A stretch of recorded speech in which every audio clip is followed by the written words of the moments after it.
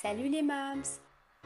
On se retrouve après une très longue absence. Et oui, je viens d'avoir un deuxième bébé et je ne trouvais plus le temps de faire des vidéos. Mais c'est bon, je suis de retour avec plein d'idées.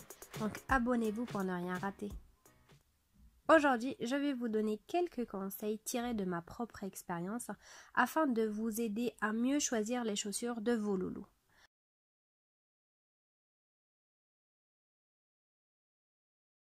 Soyons honnêtes, avant que les bébés ne se mettent debout, ils n'ont absolument pas besoin de chaussures. Mais après, voilà, qui peut ne pas craquer devant une toute petite paire de chaussures pour bébé? Je ne sais pas pour vous, mais en tout cas, moi je ne peux clairement pas. Donc pour bien choisir les chaussures, voici quelques conseils. Donc en premier, choisir une chaussure avec au moins 1 cm et demi de différence entre la longueur du pied et la longueur de la chaussure. Ce que je veux dire par là, c'est que par exemple pour cette paire de chaussures, il faudrait que le pied arrive à peu près ici. Voilà, à peu près ici. Histoire de laisser un peu de marge pour le pied de bébé et qu'il ne soit pas trop confiné dedans, qu'il soit à l'aise. Deuxième point, choisir des chaussures avec une tirette. Ça facilite l'enfilage de la chaussure, je vous le conseille vivement. Alors, une tirette, c'est quoi? C'est ce petit truc là, au niveau du talon. En fait, permet de bien tirer la chaussure quand on essaie de chausser bébé. Et croyez-moi, c'est super important et c'est super utile en fait. Par exemple, cette paire de chaussures, je l'adore. Et quand j'essayais de l'enfiler à ma fille, c'était juste pas possible de mettre le doigt ici et essayer de lui enfiler la chaussure. C'était quasiment impossible en fait. Troisième point, c'est un détail qui a son importance pour moi. Il s'agit de choisir des chaussures avec une bride qui aide à maintenir le pied de bébé dans la chaussure. Je trouve que c'est très important. Donc on a ce type de bride simple et on peut aussi avoir des brides hantées. Ça ressemble à ça, une bride hantée. Quatrième point, c'est choisir des chaussures avec une semelle souple. Enfin, il faudrait que la chaussure en elle-même soit souple et légère. Il ne faudrait pas qu'elle soit rigide. Vous voyez par exemple ça, regardez. En fait, c'est vraiment, c'est tout, enfin, c'est avec du tissu, c'est tout souple, ça épouse parfaitement le pied de bébé. Si bébé il veut bouger les pieds, les orteils, il est pas dérangé. Et du coup, c'est très important pour le confort de bébé. Et aussi, je rappelle, voilà, pour ne pas gêner la croissance du pied. Je voulais vous parler de ça parce que en hiver j'étais vraiment partagée, je savais pas trop quoi lui mettre et on m'avait en fait offert ça et je trouvais ça juste génial. C'est pas des chaussures rigides, voilà, c'est que du tissu, c'est juste génial. Elle en avait deux comme ça, la deuxième en forme de lapin, je ne sais pas, j'arrive pas à la retrouver. Mais c'est juste génial. Par contre, je ne sais pas, en fait, la personne qui me les a offerts, je ne sais pas où est-ce qu'elle les a achetés parce qu'il n'y a pas de marque, il n'y a rien dedans. Donc ça doit pas être des trucs qui coûtent une fortune. Mais bon, je vous conseille vivement ce type de chaussures. Donc là, on va parler de la deuxième partie, c'est-à-dire le choix des chaussures dès le début de l'acquisition de la marche, c'est-à-dire dès que l'enfant commence à se mettre debout. Donc là, les choses se corsent un petit peu, puisqu'il faut vraiment faire un choix cette fois technique et non plus esthétique. On ne regarde plus que l'aspect extérieur de la chaussure, mais on va regarder les petits détails techniques de comment est faite la chaussure. Quelle taille tout simplement prendre pour bébé? En fait, il suffit de tout simplement, en fait, comme tout à l'heure, de laisser une marge de 1 cm et demi, voire 1,7 selon certaines recommandations. entre la longueur pardon, du pied et la longueur de la chaussure. Donc encore une fois, par exemple, pour cette chaussure, il faudrait que le pied de bébé arrive à peu près ici. Encore une fois, je vous rappelle, c'est voilà, pour laisser un libre mouvement au pied de bébé et pour ne pas gêner la croissance. Et en plus, on se laisse une petite marge avant de changer de pointure aussi. Donc deuxième point, on va parler des bébés qui commencent à se mettre debout et qui ne marchent pas encore. Donc voilà, ils vont pas marcher à l'extérieur, ils vont juste faire quelques petits pas à la maison, leur premier pas à la maison. Donc pour cet âge-là, moi je vous recommande d'acheter ce type de chaussures. En fait, c'est pas vraiment des chaussures, c'est ce qu'on appelle des chaussons.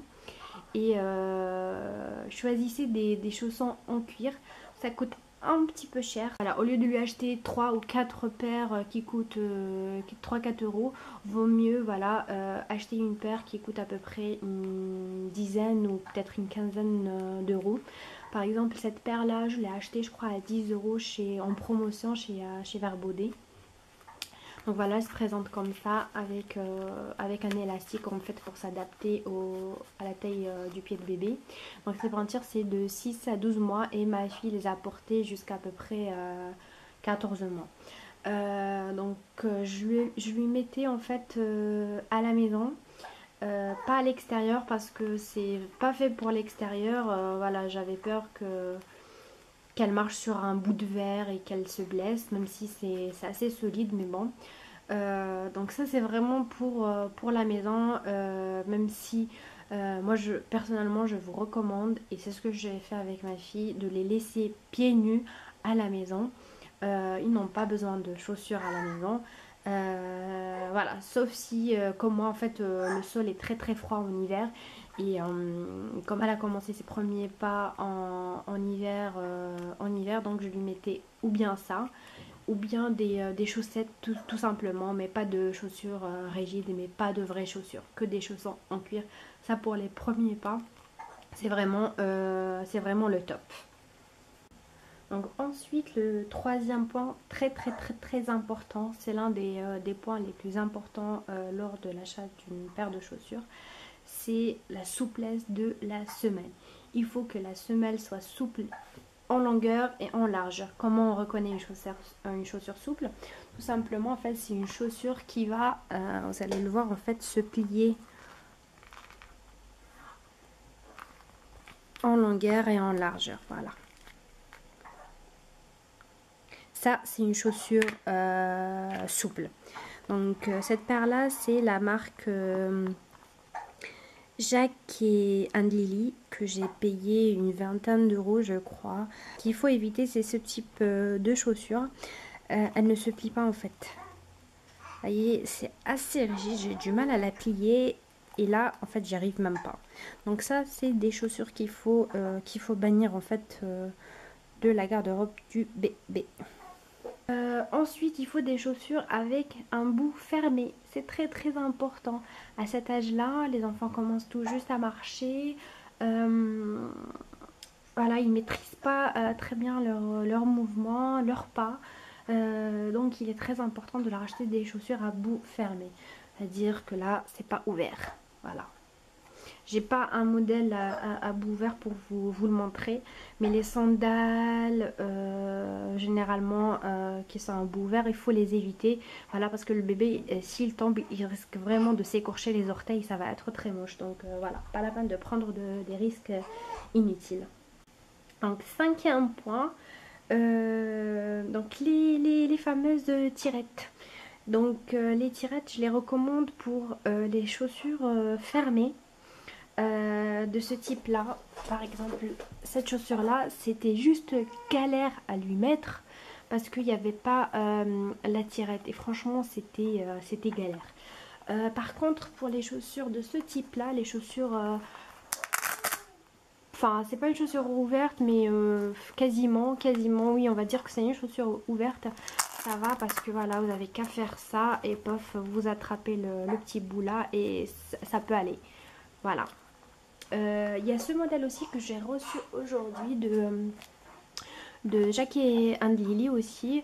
Il n'y a pas de languette et il l'avait pas remarqué, et donc je suis pas très sûre que je vais pouvoir lui mettre facilement. Donc je pense que ça je vais pas le garder. Donc mais bon, je vais quand même lui essayer, mais on verra. Franchement elles sont super souples, hein. Regardez-moi ça. Je peux la plier comme ça en trois. C'est juste génial. Ensuite, ah oui, très important. Pas de voûte plantaire au niveau des chaussures. Ça ne sert absolument à rien du tout. Les pieds de bébé à cet âge-là sont plats, comme ça. Donc si vous leur mettez une chaussure avec une voûte plantaire, ça va venir et ça va faire ça et ça va tordre complètement le pied de bébé. Voilà. Donc il faudrait que la semelle intérieure soit en fait toute plate. Je sais pas, je vais vous montrer là. Une chaussure là, il n'y a pas de... c'est tout plat, il n'y a pas de voûte. Bah, un autre modèle. Elles sont trop mimi celles-là, mais bon. Elles sont pas très souples. Ça va, mais on peut mieux faire. Celles-là, je les ai achetées à du pareil au même. J'ai dû les payer 17 € je crois, mais c'est une ancienne collection, vous n'allez pas la trouver. Donc voilà, c'est tout plat à l'intérieur. Vous voyez, c'est tout plat. Voilà. 7e point, il faut prendre des chaussures plates, que ce soit la semelle extérieure ou intérieure. Il faut éviter le moindre petit talon, même 0,5 cm, non, on ne prend pas. Que maintenant, on ne recommande plus des chaussures qui maintiennent la cheville des petits. Puisqu'en fait, on leur recommande de les laisser marcher pieds nus à la maison. Donc voilà, avant on recommandait des chaussures comme ça en fait qui maintiennent la cheville. Ça c'est un très ancien modèle qui date de 7 ans ou de 8 ans que ma belle-sœur m'a filé, mais ça c'est plus recommandé. Et donc ça c'est un modèle qui vient de chez Kickers. Ils les font plus, hein. Maintenant ils font des semelles plus souples que ça. Vous voyez, c'est souple, mais on peut pas complètement la plier la chaussure, et pas dans ce sens là non plus. Donc c'est pas ce qu'il y a de mieux. Donc voilà, donc je disais que voilà, on n'a pas vraiment besoin de chaussures montantes comme ça pour maintenir la cheville de bébé, sachant que ma fille elle déteste ce genre de chaussures, ça lui fait mal ici et elle les aime pas en fait. Ça aussi en fait elle les aime pas. Enfin quoique, elle les aime, mais elle sait pas marcher bien avec. Ça la gêne en fait. Cette partie là la gêne.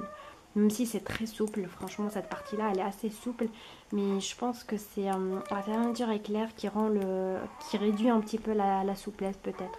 Je ne sais pas, mais elle les aime pas trop. Tout ce qui est chaussures montantes, elle n'aime pas.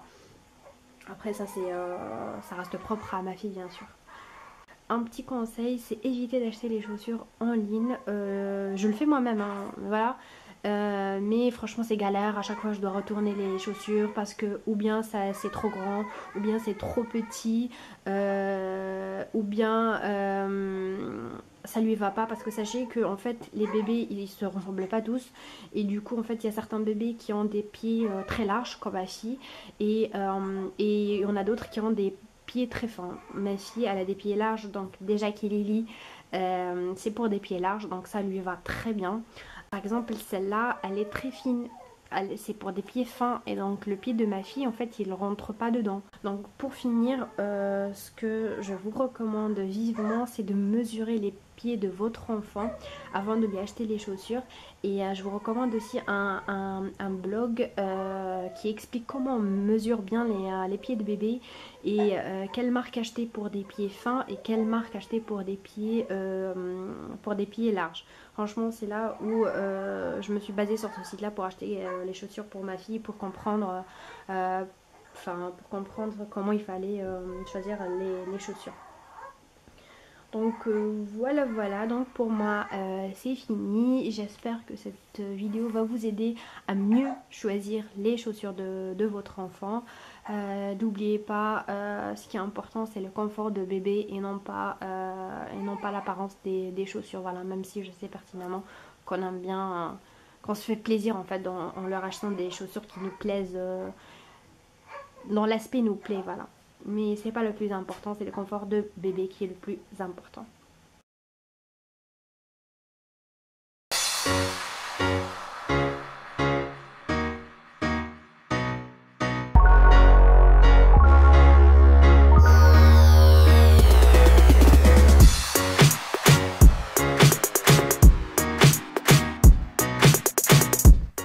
cette vidéo vous a plu, n'hésitez pas à mettre un like et à vous abonner.